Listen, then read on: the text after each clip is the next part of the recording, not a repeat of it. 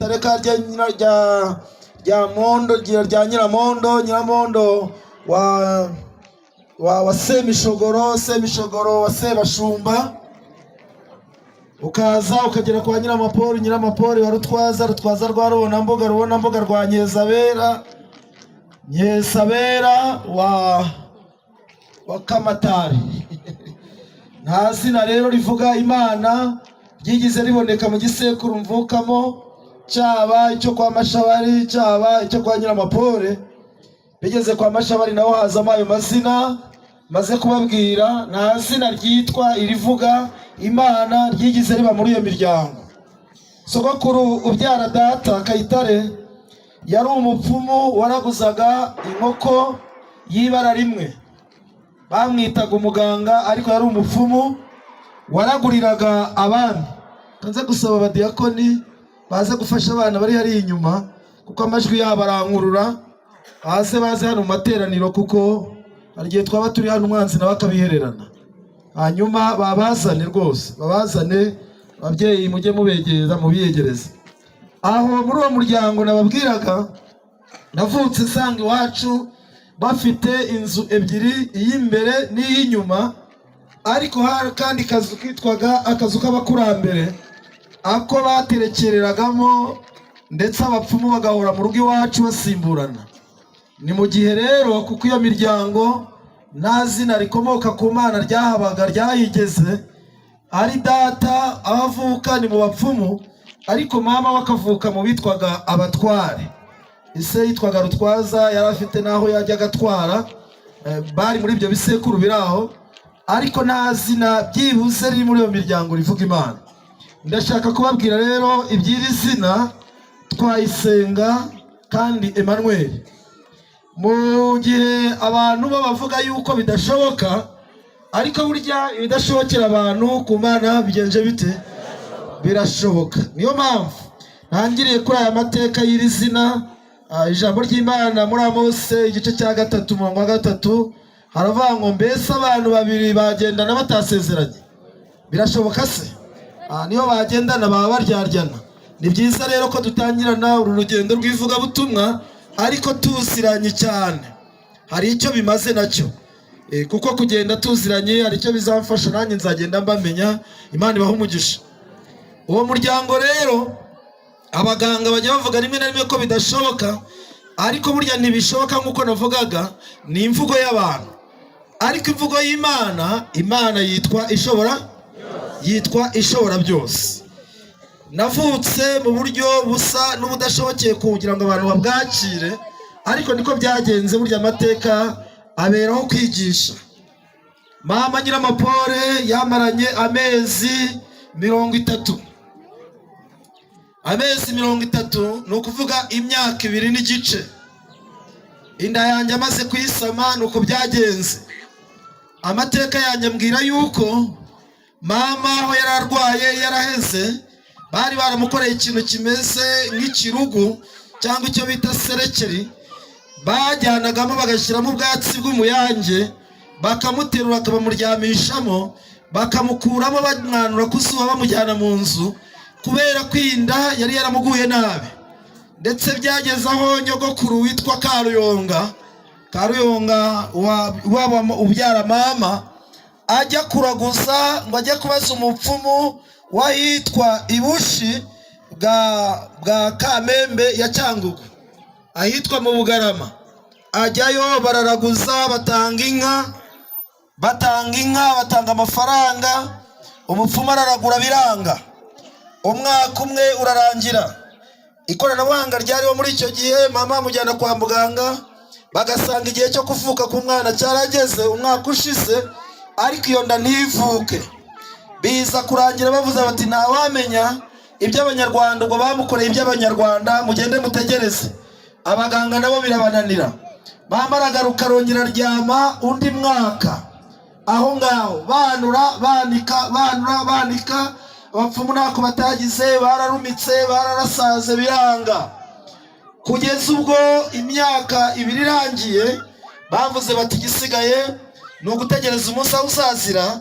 Nuko bajya kureba umupadiri witwaga Kirishi. Yari umupadiri w'umuzungu, baramubwira bati ngwino uhe Nyiramaporo amasakaramentu yo gupfa ibyo birangire. Babonaga nta kindi gisigaye. Icyo namenye mu mateka nuko ibyatungaga mama yatungwaga n'icupa ry'urwagwa rw'ibitoki akarinywa iminsi 3 ndetse akajya arisomeza ibijumba byitwa imikucu bidahiye neza. Yesu ashimwe. Nino mubyita ngo ikino ni imicugwe ni imicucu. Sanga nabwo ko tubyita ndi gukomeza nkakomeza nkatanga amakuru wenda mutanabyumva. Ino mubyita ngo iki? Imitura. Twe rero tuzi imitura ko ari ibishyimbo bitarashya neza. Ya bindi batetse nibyo twita imitura bitarashya neza. Twe rero ibijumba bidahiye neza tubyita imikucu. Ikucu bimwe kocagura bigifite utuzi tumeze nk'isukari. Ibyo bijumba nibyo byamutungaga akanywa n'urwagwa kuko nta kindi kintu cyera yashoboraga kurya ngo bikunde. Ikindi nakwita ngo menya cyari deseri nuko yahoranaga inkono y'itabi, itabi ry'igikamba. Iyo nkono iyo amaraga kunywa urwo rwagwa akarya ibyo bijumba nabwo gatoya yashyiragaho inkono y'itabi hanyuma agatumura. Uyu muntu mureba uhagaze imbere yanyu ntabwo yagize amahirwe yo kurereshwa amata mu nda ya Nyiramaporo. Inka zari zihari ariko ntabwo yayanyoye. Ntabwo nagize amahirwe yo kurereshwa ibinyomoro byiza nabonye inahangaha ngo Nyiramaporo ajya bitapfuna maze uwo mwana avuka aguwe neza. Abakire bo muri iyi minsi ya none bo bamaze kumenya kurya, bazi kurya za sezame. Abamama bakarya sezame ngo ubwonko bw'umwana buzakure neza, azakura afite amakarisiyumu. Kandi koko rwose ibyo bintu nibyo, ibijyanye n'imirire niko byigisha. Ariko ngiye amahirwe sinayagize. Abo muri iki gihe bo hari n'igihe amara gusama inda umugore akitetesha ku mugabo bizi yari iya mbere. Aritetesha akajya abwira sheri undi ati uzi ko na bya bishyimbo biri kunukira. Numva bya bishyimbo biri kunukira kandi nagiye kwa muganga none bambwiye ngo ndatwite none ndumva ibishyimbo kandi imbere yabiryaga. Ariko kubera ko aho umurenga uri umuntu aritetesha nyine nta kundi.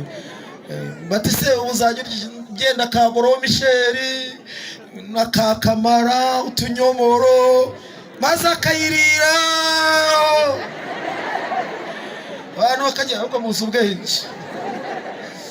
Ntabwo Nyiramaporo ayo mahirwe yagize byibuze ngo nanjye profitireho. Oya, ahubwo njya mbwira abantu nibagirwa ndi mu materaniro mujye munyibutsa niyo mbasha kwibuka Yohana 3:16. Shima Imana kuko ubwonko bwarereshejwe urwagwa n'ibijumba bidahiye hakiyongeraho ubuvunderi bw'itabi no kubasha kuvuga isomo rimwe ryo muri Bibiliya ni igitangaza kuri njye.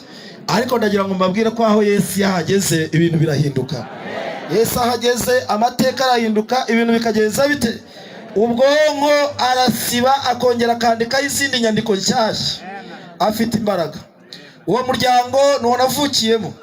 Mbere yuko bamaze kumuha amasakaramentu baragenda umupadiri yambuka amazi duturiye Kivu neza arigendera basigara bategereje aho ruzazira. Kwezi kwa mbere, kwa kabiri, kwa gatatu, ukwa kane, ukwa gatanu. Nari mfite mushiki wanjye witwa Mukantabana. Hari undi mubyeyi abantu dutuye naho nyine ni shitani irahaba. Wari umaze igihe nawe apfuye apfiriye ku nda ariko nawe yarengeje umwaka. Byari ibintu bituye bimeze bityo. Umwana akajya ajya mu ishuri mwarimu yamubaza ni mushiki wanjye w'imbyaro ya 5. Nigize kumva dutangana ubuhamya ku ijwi ry'ibyiringiro. Nagize umugisha ko mu mavuna nakoze iwacu nawe namubatije ejo bundi n'umuhungu we. Byaranejeje. Akajya abwira mwarimu akamubwira ati kurikira hariya ku kibaho. Ati hoya ntabwo nkurikira neza ndumva natekanya. Ati biragenda byatewe n'iki? Ati ndi gutekereza ko mama azapfa bwa Suzana yaramaze igihe nawe yishwe n'inda imeze ityo aho hantu twari dutuye. Satani agira imbaraga z'ibintu ashobora gukora ariko Imana nayo ikagira imbaraga zo gukorera mu gihe cyayo gikwiye.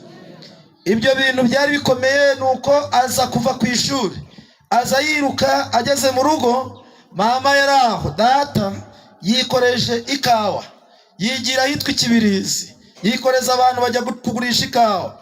Amaze kugurisha ikawa atangira kwinywera byeri n'abandi bantu. Ibya Nyiramapori byabaye ibya Nyiramapori uraho ategereje ko azapfa.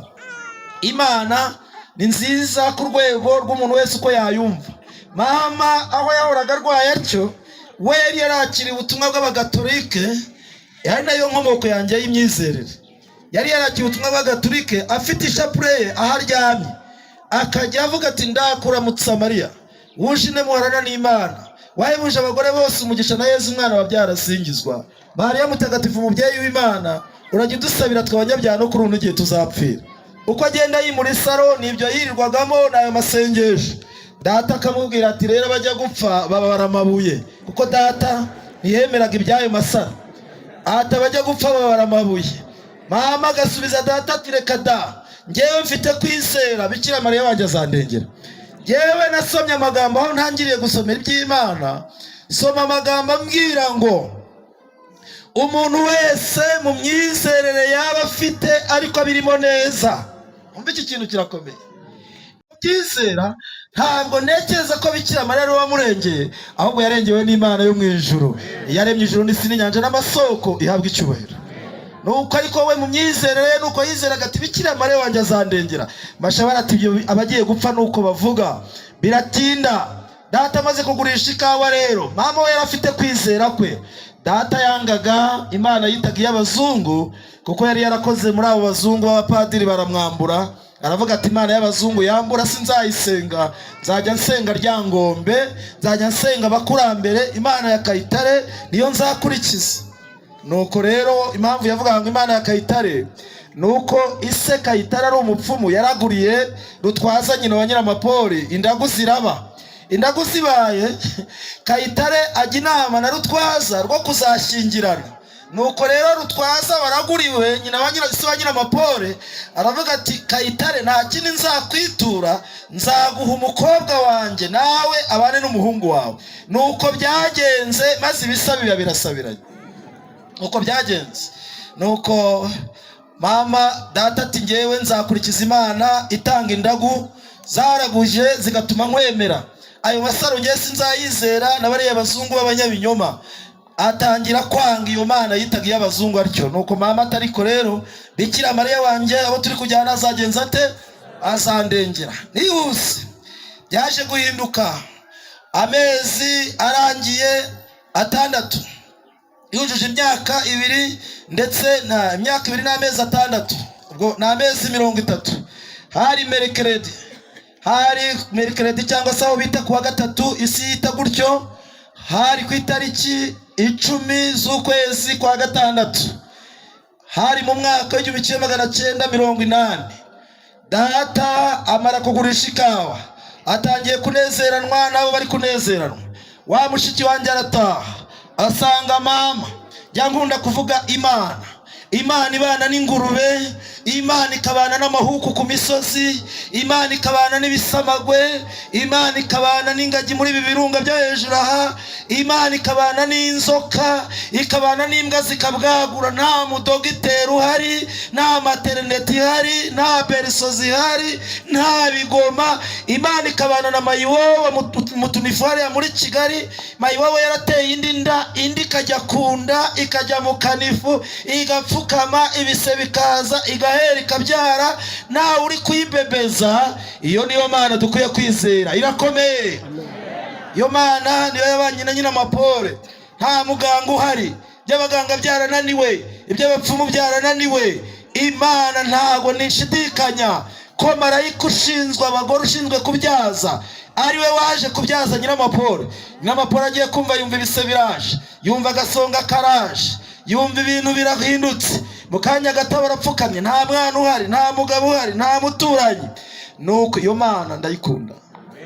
Arangije arapfukama arahera, ndetse amateka ambwira yuko neza umushiki wanjye yahageze asanga mama yapfukamye ariko intege ni nkeya, akana karyamye iruhande rwe, arirukanka aratabaza, abwira umubyeyi witwaga Zera ati nsanze mama ari gupfa, ntabwo yari azi ibyo kubyara. Nuko Zera aza yirukanka, ubwo asanga Nyiramapori ariko yakoze mu kanwa, yakuyemo uruvata. Bajya bambwira ngo navutse ndi igihungu cyiza, none si yarampindanyije. yaramindanyije, urumogi rwica amaso, ngo nari igihungu cyiza gifite ubwoya. Nuko inkuru ziragenda zigeze kuri Mashabari, bamusanga mu musozi witwa Kabugita, bati waruzi n'ibindi. Akibona mushiki wanjye aje yiruka, ati mukana banuje kumbwira iki, nyoko arapfuye birarangiye. Ati oya, ati papa, ati nari nje kubwira, ati mama yabyaye, ati kandi yabyaye umwana Musa.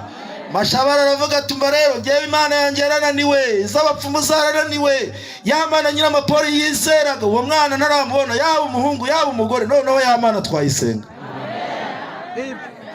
Nuko byaje, ya Mana twayisenga. Anyitira muri uwo musozi Kabugita, aramanuka aza yirukanka, ageze mu rugo asanga impunda ababyeyi bazivugije. Nyiramapori atangiye gufata akabaraga, katangira akanyamuga ati nkubwira ko Bikira Mariya wanjye azandengera. Burya rero nta kabura imvano. Ubu umuntu wa mbere wakoze amavuna mu muryango wo kwa Mashabari ni Nyiramapori. Ubundi nta muntu witwa iyobokamana ryigize rihaba. Ubwo rero nanjye nakomoye kuri Nyiramapori, ubwo nanjye nkomeje umurimo w'amavuna. Nuko byaje, Nyiramapori arakomeza arashyushya urugamba ati nkubwira ko Bikira Mariya wanjye azandengera. Ndi kwigira nkaho namurebaga. Ati wowe ukabyanga. Mashabari ati amagambo yashize ivurwa, na rwose ndabyemeye, ni ukurengeye. Nyiramapori akomeza ivuna ati ntabwo byaviramo aho ntarakwihanisha. Ati noneho rero niba ubyemeye tuzajya tujya mu misa. Mashabari ati yego. Niba ubyemeye tuzagenda baduhe n'amasakaramentu tubatizwa. Ati yego. Ifuna rya Nyiramapori rakomeza ati niba ubyemeye noneho tuzanashyingirwa. Ati yego. Habaye ibintu bidasanzwe. Igihe nabatizwaga banjyana kubatizwa, Mashabari batuzabatizwa nde? Ngo Nyiramapori ari kwihanisha ajyanye ku mubatizo. Mashabari ati numvise izina ryiza ryitwa Yohana niryo nzabatizwa.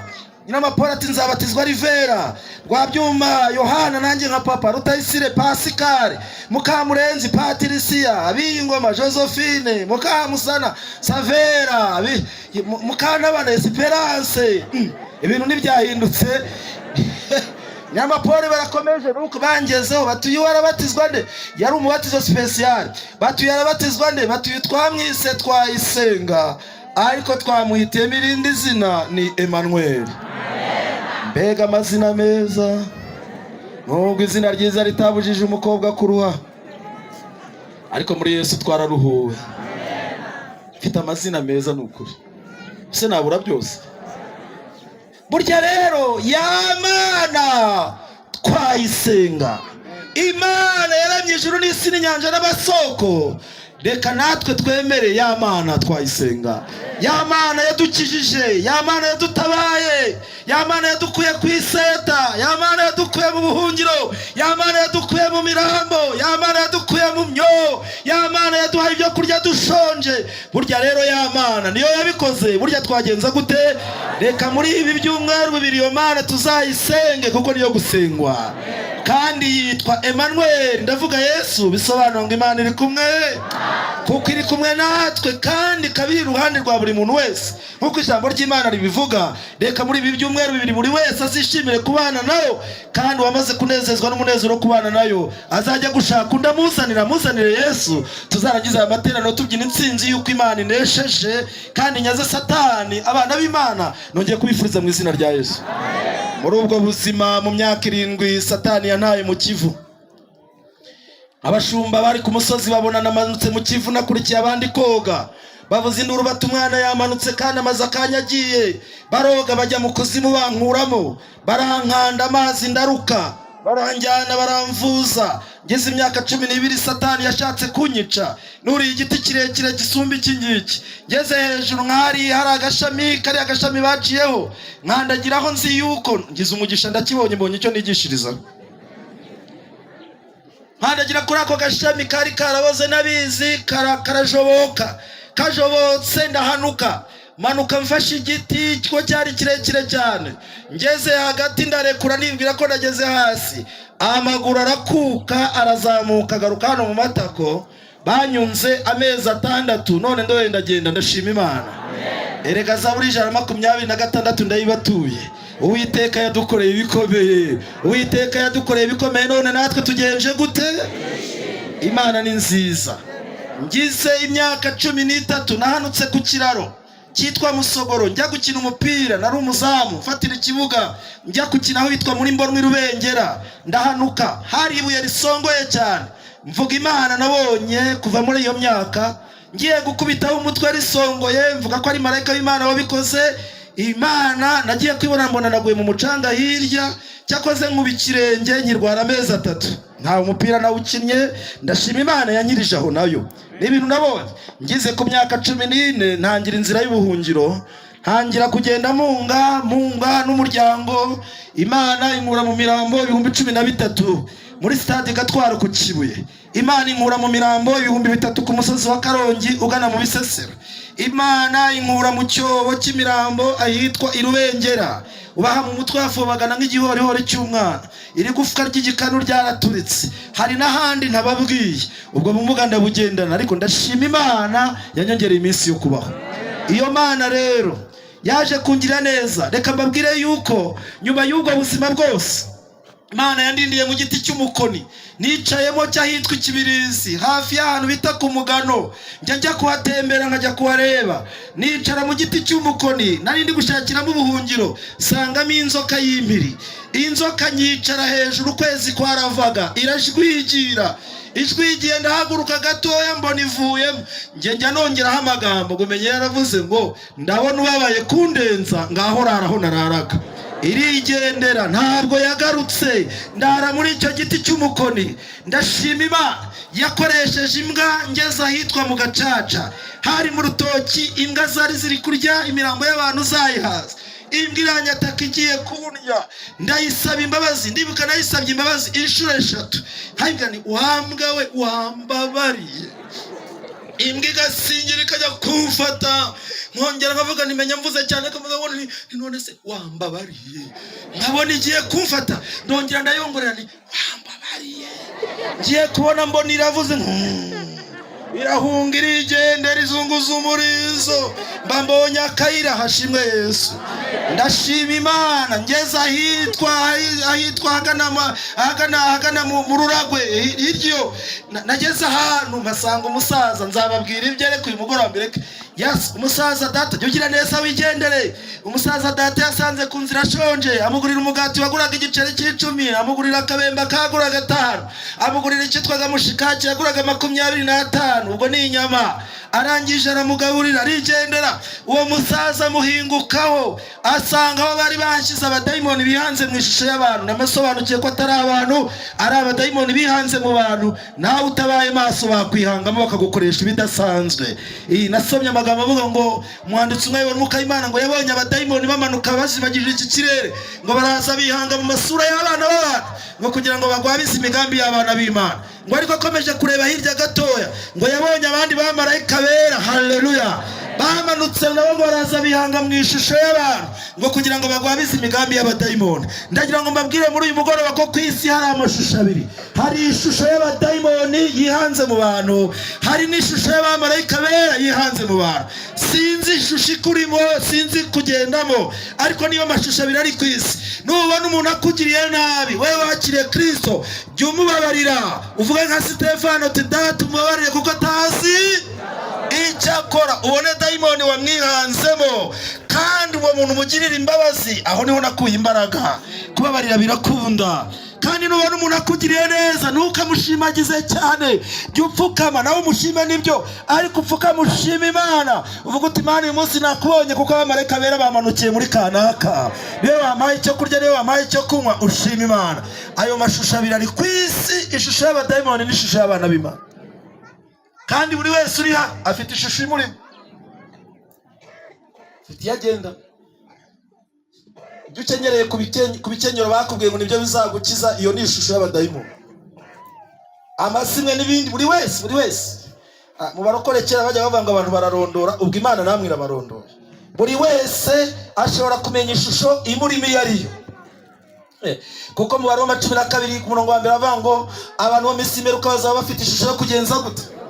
Kwera, ariko bahakana iki? Imbaraga z'Imana zihindura umutima w'umunyabyaha. Abo rero bazaba bambaye ishusho y'abadayimoni. Ibigaragara ubona ari abantu, ariko imitima yabo ari abadayimoni bayituyemo. Imana ibadukize, itwambika ishusho y'ijuru.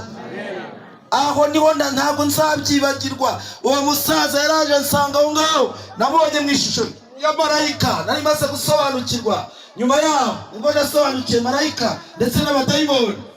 Araza ansanga ku ngoyi, bari bamekesheje utwana tubiri tw'impanga. Uyu munsi utwo twana turacyahumeka, kamwe bagashyira mu mugongo kandi bakanshyira ku nda, maze akari ku nda yanjye, kuko nyine ngifite imyaka 14, twari dutoya cyane. Akari ku nda karavuga, mureke kutwica, hariya mu nzu kwa mushiki wacu hari igikarito cyuzuye amafaranga. Ndaje mbibabwire, nuko bagakura ku nda yanjye Uwimana izakiza. Barongera bakura na kakandi ko mu mugongo, karavuga ngo amafaranga arahari, nako karavuga ngo yingo birahari, nabibonye ni byinshi. Nako bagakura mu mugongo, basiga banshize ku ikamba, nanone banzitse ku ikamba. Bajyana n'utwo twana ngo tujye kubereka amafaranga. Mutekereze iki? Bagezeho icyitwaga ikarito y'amafaranga, basanze ari amafaranga 700, inote z'ijana 700, Nyiraneza ahetse rubaduka, niko babyitaga. Baragenda bati tutwana, ariko Imana yagira ngo ubone uko inyiza. Nuko wa musaza araza ati nturi umwana wa runaka, ntireka kuko nari nzi ibyo data yagirizwa, ni ntabwo nduwe. Aturuwe usa nawe. Ati so yigize kungirira neza, sinahangara kubona umwana we bamwica ndeba. Afata umuhoro ngira ngo agiye kuntema, aca ingoyi. Nkunda indirimbo ivuga ngo yaciye ingoyi zose. Amen. Aca ingoyi yari imboshye, amaze kuyica arambwira ati ca hangaha mu cyanzu. Ancisha mu nzu, mpinguka mu kago k'ibikenyeri kari karimo akanzu kubakishije ibikenyeri. Utuguru ntubangira ingata, singe wahera. Jenoside irangiye nagiye kumuha intama, nicyo nari ishoboye. Mushyira n'injerekani y'urwagwa n'ikigage. Ndamushimira, arangije ama. Mujye mwibuka gushimira ababagiriye neza, mujye mwibuka gushimira abatumye mumera uko mumeze, abakuzamuye mu bukene bwawe ukabumeze uri uyu munsi. Uramenye, ujye wibuka umubyeyi wawe wakonkeje, ujye wibuka umubyeyi wakunombeye inombe, afata amazuru yawe yashyiraho umunwa kogota ibimwira acira hasi. Numara gukura we kuzamura intugu, wibuke ko ubwo buzima ari ubukesha. Hari igihe abantu bafatira ku makosa abandi babakoreye, bakibagirwa ibyiza abandi bigize gukora. Burya nawo ni umutego abantu babaguyemo. Ariko yandaze umurage ntazibagirwa. Yarambwiye ati mwana wanjye, ineza ya so niyo nakoreyeho, nanjye nkuraza umurage, icyo wakorewe nawe uzagikorere. Ubwo uwo murage ndawugendana, nubwo yasinziye muri isi yashize tukamushyingura, ndashima Imana. Hari undi musaza nagezeho, icyo gihe nabangira gutugura ingata, abadayimoni bihanze mu bantu banyirukaho, ndi kubabwira gukomera kw'Imana. Uyu munsi kuva saa 5 kugeza uyu mugoroba ni umunsi w'ubuhamya ntazagarukaho, ariko ndababwira gukomera kw'Imana. Umusaza igihe abadayimoni bazaga banyirukaho, mwiruka mu rugo nsanga ari gutoragura ibishyimbo, nibaranyishe muze. Uwo musaza yari umusiramu, nta nubwo yasengaga. Yubura ikivure cyari cyaranyagiwe hasi, yitwa Selemani. Aracyegura cya kivure, ahita kinyubika hejuru. Ibitero by'abadayimoni bihanze mu bantu birahageze. Ati nta kantu ubonye gaciyanga, ati mbonye karenga. Karagiye, amaze kurenga ankura muri wa muvure, anshyira mu mutiba, nisangiramo ibitoki byitwa ikinyangurube n'ibindi mineke. Ndahirya. Mbega ibinyangurube byahumuraga, ibindi ndabifotagira ndabikandagiramo. Uwo musaza tuherutse kumushyingura, nawe yarasinziriye. Ntabwo nzi ibye n'Imana, apfuye akiri umusiramu, ariko ibye n'Imana ibizi. Ndababwira gukomera kw'Imana. Mvuze ibi byose ngo mbahere ifuti, nabahagara ifuti ngo mugere hahandi. Namwe mugereyo, buri wese yongere yibuke, maze twibuke iby'Imana yakoze. Ya Mana burya twayisenga, kandi mureke Imana tuzabane nayo muri ibi byumweru 2. Dukore ibyo ishaka, tuyisenge, tuyiringire, kandi izabana natwe. Uyu mugoroba nta masomo menshi mbahaye, cyakoze mbabwiye icyigisho cy'uyu mugoroba. Reka mbabwire umutwe korari garuka iririmbe, kiravuga ngo ikimenyetso cya nyuma ngo isi irimbuke. Ikimenyetso cya nyuma ngo isi igenze ite? Dusenga Imana. Turagushimye Uwiteka Mana nziza, icyubahiro no gushimwa no guhimbazwa bibyawe iteka ryose. Tugushimiye ibyo wakoze kera, tugushimiye ibyo wakoze n'ubu, tugushimiye n'ibyo uzakora. Tukuragije aya materaniro mu izina rya Yesu, ngo bari wowe uyafungura, twebwe tubure, Yesu aboneke, uzakize. Wateguye gahunda uzabagomba guhinduka, uzabagomba kukwakira, uzabagomba kubohorwa. Uzabikore nk'Imana, twe twuje nk'indangururamajwi, tuje nk'abakozi bawe wahamagaye, ariko ntacyo dufite cyo kwirata uretse kwirata wowe gusa. Wewe wakijije agahindura n'uyu mwanya wongera ukize mu izina rya Yesu.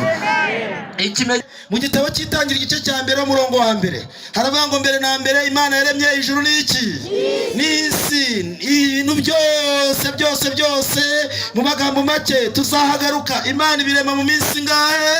6. Igeze ku munsi wa 7 igenza ite? Iraruhuka. Igenza ite? Iraweza. Igenza ite? Umugisha. Ababyumvise mutamera. Ubu turi mu munsi Imana yejeje kandi yaha iki? Umugisha. Reka natwe turi muri uyu munsi itwejesha amaraso ya Yesu Kristo, tubyakire kubwo kwizera kandi natwe duhabwe umugisha tuwutahane, tuzagumane nawo. Nagira mbabwire ko iyi si rero dutuyeho yaremwe mu minsi 6 igiye kuzarimbuka. Iyayiremye niyo yabivuze inyuze muri Maraki mu gice cya 3 umurongo wa 19. Ijambo ry'Imana riravuga ngo dore hazabaho umunsi ugenza ute? Umunsi ugenza ute bari muri Bibiliya? Abazanye Bibiliya Maraki igice cya 3 umurongo wa 19 handitse ngo dore hazaba iki? Tugendane muri iryo somo. Umunsi ugenza ute? Utwika nk'iki? Ndashaka kumva amajwi yanyu. Utwika nk'iki? Nk'itanura ry'umuriro. Haranditswe ngo abibone n'iki? Abari muri Bibiliya n'inkozi z'ibibi uwo munsi bazashya bahinduka iki? Ibishingwe. Yesu ashimwe. Mbese uwo munsi uzaza cyangwa ntuzaza? Uzaza.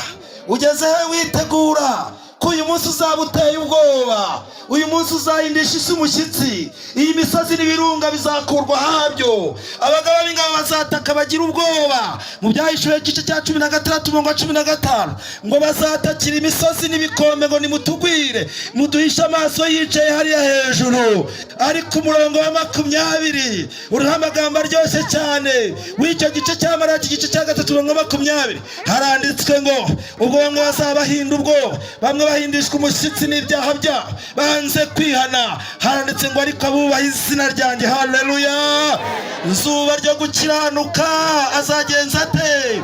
Azabarasira kandi afite gukiza he? Mu mababa bazasohoka muri imburabuturo bameze nk'inyana zikinagira mu ruhongore. Bazasohorwa amagambo ari mu Bafilipi aho babunga bazavuga bitereje bati ngiriya iki Mana yacu twategereje tuzana iki? Bazabona agacu gaturutse iburasirazuba kaza kegera isi, kandi ako gacu kazaba kagoswe n'abamarayika abakoze ibyiza. Bazaba bafite ibyiringiro mu mitima yabo bihannye ibyaha byabo. Ariko inkozi z'ibibi Bibiliya tubwiye ngo uwo munsi abibone bangana iki? Bose uwo munsi bazashya bahinduka iki? Shingwe. Ijambo ry'Imana rivuga iki? Rivuga ko kwibona kubanziriza kurimbuka. Icyaha gikuru Satani yakoze mu ijuru muri Ezekiyeli 28 cyo kwibwira ngo azazamura intebe ye isumbisha Imana. Uyu munsi wa none isi yujuje abibone. Imana iraguha ugahinga ukeza ukibona ku batarejeje. Wagize umugisha uvukira hari isambu nziza, abandi bavukira ku butayu urabishongoraho. Wagize umugisha ugira ikigira, ugira ijambo haba muri society cyangwa mu idini ryawe runaka, ariko wabyicishije abandi. Wagize umugisha ubyara abana beza, ababyaye abana harimo n'abafite ubumuga wirirwa ubakwena. Nshuti yanjye, kwibona kuri mu buryo bwinshi cyane. Hari abibona bari no mwiyobokamana, hari abibona muri ubuzima. Bibiliya iravuze ngo uwo munsi abibone bazashya bahinduka iki? Shingwe. Nari ndi mu materaniro kuri Hermes Kamukina mu mwaka wa 2016 hariya mu mujyi wa Kigali Kacyiru. Numva umwibone mwiyobokamana uwisi yita ko atunganya, yitwa Nyirubutungane, atangaza aya matangazo ngiye kubabwira muri uyu mugoroba. Aravuga ngo barababesha, ibya Adamu na Eva ntibyabayeho. Arababyumvise ibyo jambo? Ababyumvise mugire muri cyo nkunda gutanga abagabo. Imana ibaha umugisha. Muzi cyari kivuzwe, hari hasohoye ubuhanuzi bukomeye. Yeremiya yaravuze ngo mbese yifatiro zishenywe umukiranutsi yakora iki? Icyo umukiranutsi yakora no kuvuza induru agateza ubwega, agasiga ibye, akaza agahagarara n'imihogo igasarara, imitsi igaturika, imbavu zikamurya, agateza ubwega abwira abantu ati nyamuneka rubanda rw'umwami ishyamba sibye. Yaravuze ngo ibya Adamu na Eva ntibyabayeho. Icyo yarasoje ku isi ni ukuvuga ngo imfatiro zari zishenywe. Iyo uvuze ngo ibya Adamu na Eva ntibyabayeho, uba uvuze ngo irema ntibyagenje gute? Ako gato gusa irema yararikuyeho.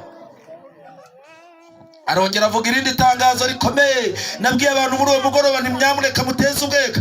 Aravuga ngo kandi barababeshya, iby'umuriro w'iteka ntuzagenza ute, ntabwo uzabaho. Arongera avuga ikindi kintu gikomeye ngo amadini yose ni ay'Imana. Abasenye Matayo 24 aho Yesu yavuze ibimenyetso bizabanziriza kuza kwe, cyane cyane tuzahagaruka ku murongo wa 4. Yesu yabwira abigishwa be natwe ngo tubyumvireho ati mwirinde hatagira umuntu ugenza ute ubayobya, kuko abantu benshi bazaza biyita izina ryanjye bazavuga ngo ni ngende Kristo, bazayobya benshi. Tuzagaruka kuri uwo murongo wa benshi. Ageze ku murongo wa 10 arongera avuga ngo nibwo benshi bazasubira inyuma, bazagambanira na bagenze gute bangane. Ageze ku murongo wa 11 ngo kandi n'abahanuzi bangana iki yemwe benshi biki nanone abasoma Bibiliya b'ibinyoma bazagenza gute, bazaduka bayobya bangana iki benshi. Nagira ngo mbibutse ko ibyo Yesu yavuze biri gusohora, ariko wisitanyira ubutumwa navuga ati hoya barababeshya, amadini yose nayiki.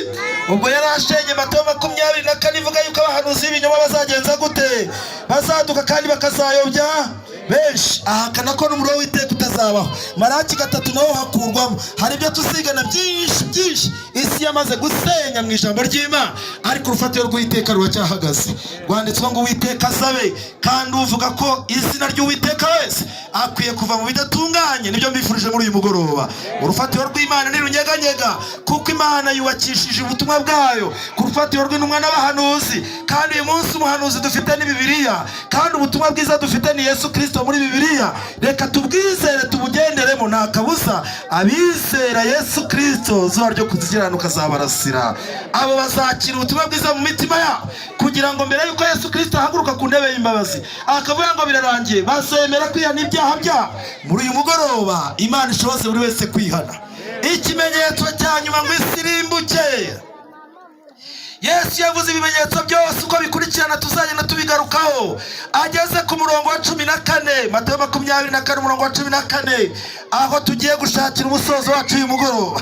Aravuga ngo kandi ubutumwa bwiza bw'ubwami buzigishwa he. Abasoma Bibiliya haranditse ngo kandi iki. Ndashaka kujyana namwe kandi iki. Ndashaka nkunda abantu tujyana kandi iki. Oya mukosore, ntabwo muri gusoma Bibiliya. Abafite Bibiliya mugire mutya turebe, abafite Bibiliya mugire mutya turebe, muzamure cyane. Abatunze Bibiliya, abazifite, abazisize mu rugo namwe muzamure twiyongere. Ubose mwazanye iki? Mwazanye bya bikwangana byo mu mataci. Bibiliya, hari Bibiliya yacu, hari Bibiliya y'abatinganye byo mu matelefone. Urasanga hari amasomo atarimo, wirirwa gushakisha nta kirimo. Mwabantu mwe mwatewe ikizibakanwa no gutwara Bibiliya, mwibakojeje isoni. Ayiwe buragowe, ndabinginga mwongere musubire ku rufatiro. Imana iracyabakunda. Bibiliya ivuga ngo kandi ubutumwa, ntabwo handitse ngo kandi ubutumwa. Oya, aba kandi ubutumwa ni abadasoma.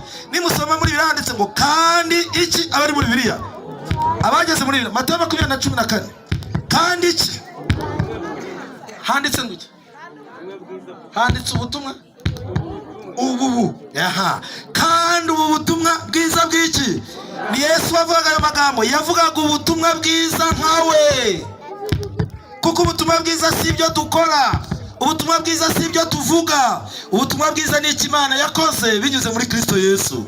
Muri Luka igice cya 2 umurongo wa 8 haravuga ngo umwana yabavukiye. Abashumba babwirwa ko Yesu yavutse, barababwira ngo iyi ni inkuru nziza. Dore rero nimugire ubwoba, havutse umukiza, azitwa Kristo umwami. Batangira kurangirwa aho bamusanga. Uwo Yesu Kristo niwe witwa inkuru nziza, niwe witwa ubutumwa bwiza. Inkuru nziza kugira ngo ihinduke inkuru nziza, nuko abantu babanza bakamenya ko hari n'inkuru mbi. Hari inkuru mbi twarazwe muri Adamu. Inkuru mbi twarazwe muri Adamu tuyisanga mu Baroma igice cya 5 ku murongo wa 18. Haranditswe ngo uko igicumuro cy'umuntu umwe cyateje ko abantu bose bacirwaho iteka. Mu yandi magambo, kubw'amateka yacu yo muri Adamu twavukanye ubwandu bwa virusi itera icyaha. Zaburi ya 58 umurongo wa 4 haranditswe ngo abanyabyaha batandukanywa n'Imana bakigenza gute, bakivuka uhereye uwo munsi bariyobagiza. Abaroma 6:23 haranditswe ngo kubw'ibyo rero kuko bavuka batandukanyijwe n'Imana kandi igicumuro cya Adamu kikaba cyarateje bose kubacirwaho iteka, kubw'ibyo bose bagomba gukatirwa igihano cyitwa urupfu. Kubw'ibyo bikavuga ngo ibihembo by'ibyaha ni iki? Ni urupfu. Nshuti zanjye, muri uyu mugoroba biramutse birangiriye aho, Abaroma 3:39 bavuga ngo ntawe ukiranuka n'umwe, bose bagenje gute? Barayobye muri Adamu, bose imihogo yabo ni nk'imva igenje ite? Irangaye. Umwiza wo muri bo ameze nk'iki? Nk'igitovu. Urushijeho kuba mwiza ameze nk'uruzitiro rw'iki? Abo turi kumwe hano, igitovu kirahanda nguko uko wavutse. Amahwa, uruzitiro rw'amahwa rurahanda. Wikwihendahenda kubw'amateka yacu yo kwa Adamu twavukanye ubwandu bwa virusi itera icyaha. Nta bukiranuka n'umwe, ibihembo byacu ni urupfu. Twavutse dutandukanyijwe n'Imana, yemwe ko ari akaga twagushije. Igicumuro cya Adamu cyahinduye twese gucirwaho iteka. Ariko nagira ngo mbabwire muri uyu mugoroba icyitwa inkuru nziza nicyo Yesu Kristo yakoze. Haleluya.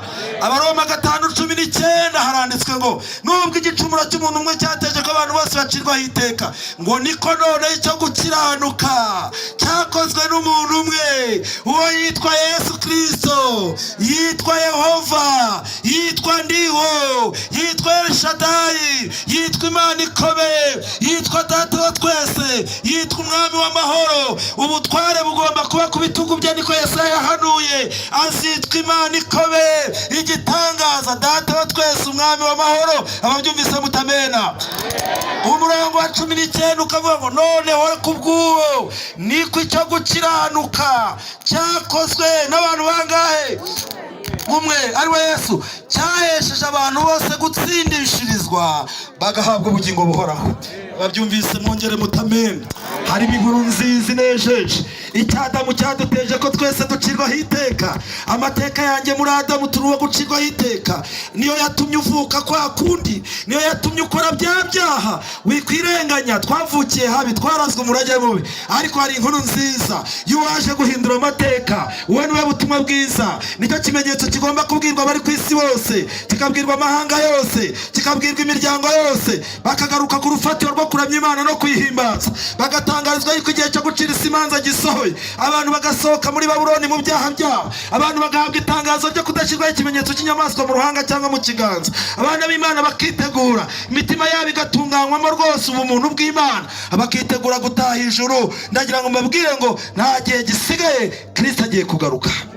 Icyo kimenyetso cyabaye ibuye risitaza, cyabaye ibuye abubatsi birengagije. Uwo ni Yesu Kristo. Maze Bibiliya ikatubwira ngo niko icyo gukiranuka cyakozwe na Yesu Kristo. Ndagira mbabwire inkuru nziza muri mugoroba. Aho Adamu yatsindiwe niho Yesu Kristo yatsindiye.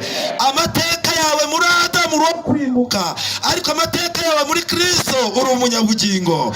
Icyo usabwa ni kimwe gusa, ni ukwizera. Yohana 3:16 haranditse ngo kuko Imana yagenje ite bakundwa. Nimurivuga cyane, kuko Imana yagenje ite bakundwa. Yakunze abari mu isi bingana iki?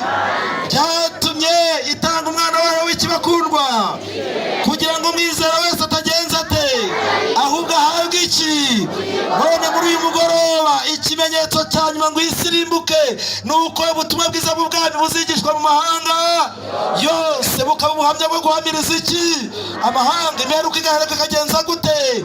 Icyo kimenyetso cya nyuma mwongeye kucyumva muri uyu mugoroba ni Yesu Kristo. Ukwiye kwizera nk'umwami n'umukiza. Urahirwa kumwizera. Byaba ari akaga kutamwizera. Nguhitiyemo kumwizera. Imana igukize kutizera, iguhe kumwizera. Kikubera ikimenyetso mu mutima wawe, kiguhamiriza ko agukunda, kiguhamiriza ko kikwitayeho, kiguhamiriza ko cyicaye ku ntebe y'imbabazi. Wemere kwihana ibyaha byawe, guhinduka kuboneke kubwa Yesu umukiza wacu.